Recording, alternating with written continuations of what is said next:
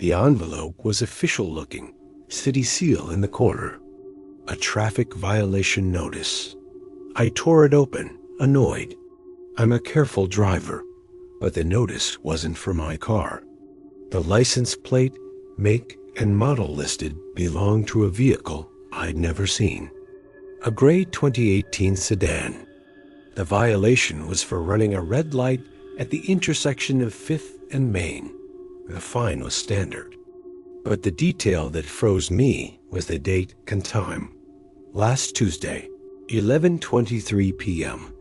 I was in bed by 10:30 that night. My car was in my driveway.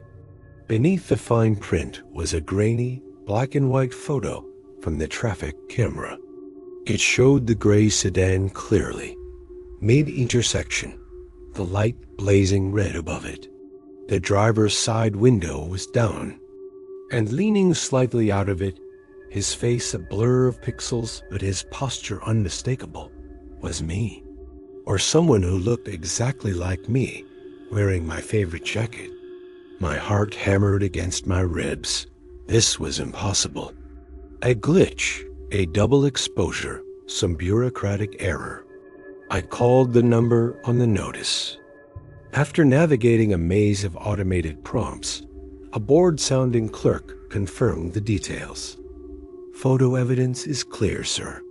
The fine must be paid, or you can contest it in court. I tried to explain. She cut me off.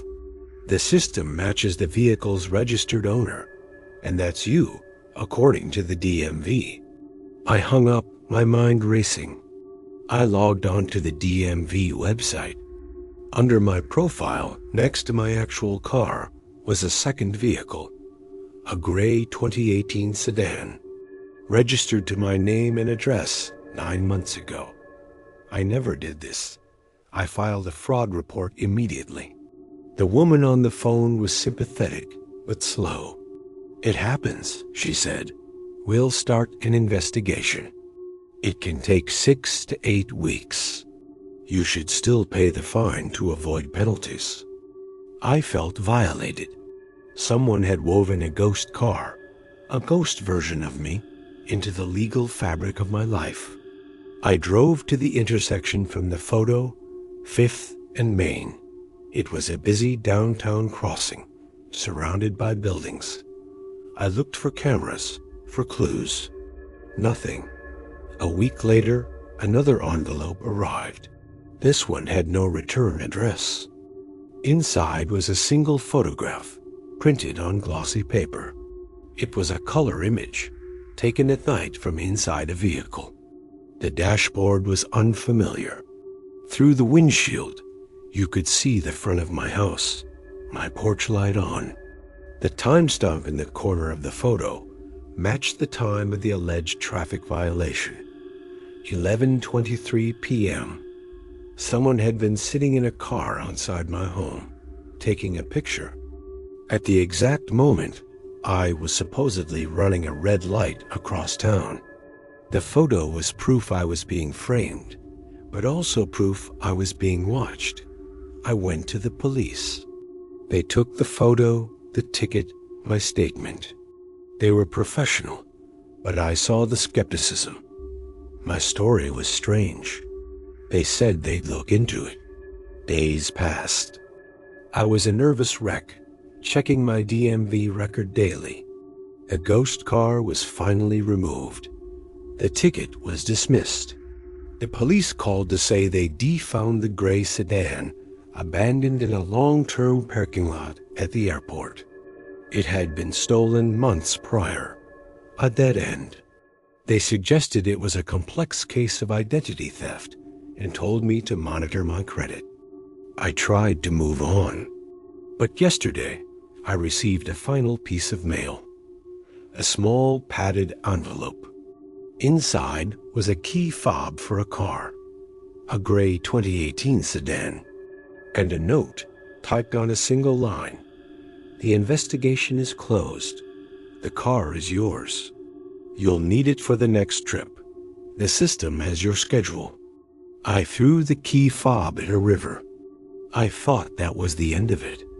But tonight, As I pulled into my driveway, my headlights swept over the street. Parked 3 houses down, under a broken street lamp, was a gray 2018 sedan. Its interior was dark, and as I sat in my car, staring, my own phone buzzed with a notification. It was from a mapping app I don't remember installing.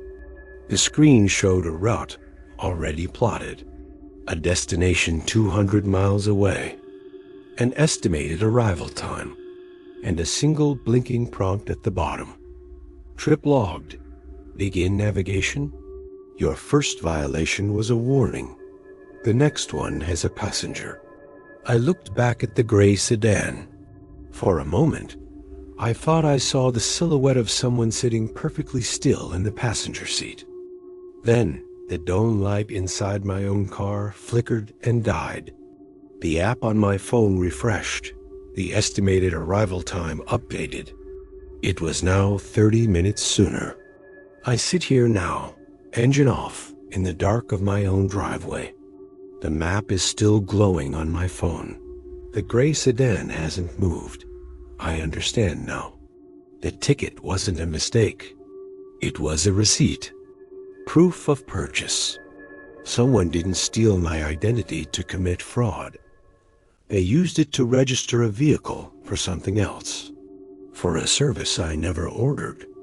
And the first trip, the violation, was just the system checking the coordinates, making sure the driver, the face in the window, my face was ready.